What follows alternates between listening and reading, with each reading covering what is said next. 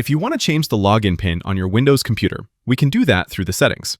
So first I'll click the Start menu in my taskbar, and I will go to the Settings. Or you can hold down the Windows key on your keyboard and then press the letter I. That will also open your settings. Then, once you're in the settings, you'll click Accounts on the left sidebar, and then scroll down to Sign In Options. Here, you'll see a section for the PIN, so we're going to click that.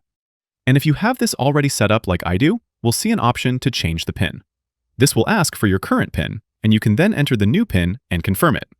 There's also an option to include both letters and symbols to your PIN, which allows you to turn this into an alphanumeric passcode, so you can create a shorter and faster, yet incredibly complex login key. I'm not going to do that, so I'll go with the regular PIN, and that's it. If you want to remove the PIN, you could do that from here as well. Or if you don't remember your PIN, you can click the I forgot my PIN button, and then you'll first authenticate with your account password before being able to set up a new PIN for your computer. That's it. That's how you change the PIN on Windows 11. Drop me a comment if this video helped you, and subscribe for more quick guides like this. Thanks all, until next time.